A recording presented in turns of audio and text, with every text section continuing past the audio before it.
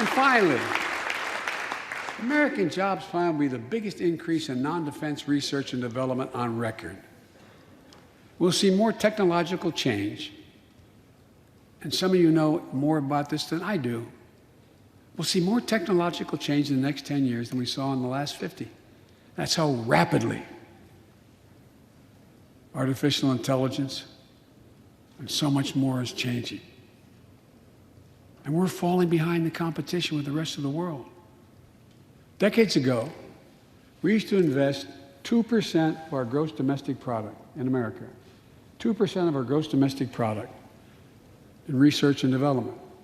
Today, Mr. Secretary, that's less than 1%. China and other countries are closing in fast. We have to develop and dominate the products and technologies of the future. Advanced batteries, biotechnology, computer chips, clean energy. The Secretary of Defense can tell you, and those of you who work in national security issues know, the Defense Department has an agency called DARPA, the Defense Advanced Research Project Agency. The people who set up before I came here, and that's been a long time ago, to develop breakthroughs that enhance our national security. That's their only job. And it's a semi-separate agency. It's under the Defense Department. It's led to everything from the discovery of the internet to GPS and so much more that's enhanced our security.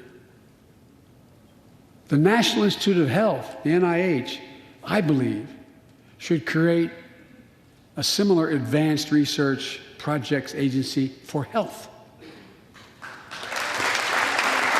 And here's what it would do. It would have a singular purpose: to develop breakthroughs to prevent, detect, and treat diseases like Alzheimer's, diabetes, and cancer. I'll still never forget when we passed the cancer proposal in the last year I was vice president. Almost $9 million going to NIH. And if you excuse the point of personal privilege, I'll never forget you standing, Mitch, and saying, "Name it after my deceased son." It meant a lot.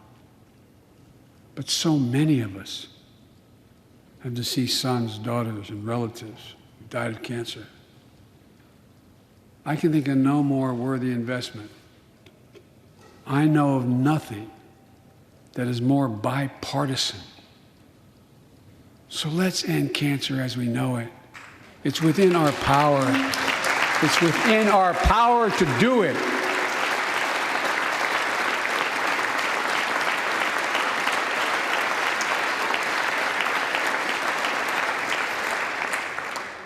Investments in jobs and infrastructure like the ones we're talking about have often had bipartisan support in the past. Vice President Harris and I met regularly in the Oval Office with Democrats and Republicans and discussed the jobs plan. And I applaud a group of Republican senators who just put forward their own proposal. So let's get to work. I wanted to lay out before the Congress my plan before we got into the deep discussions. I'd like to meet with those who have ideas that are different, they think are better. I welcome those ideas. But the rest of the world is not waiting for us. I just want to be clear. From my perspective, doing nothing is not an option.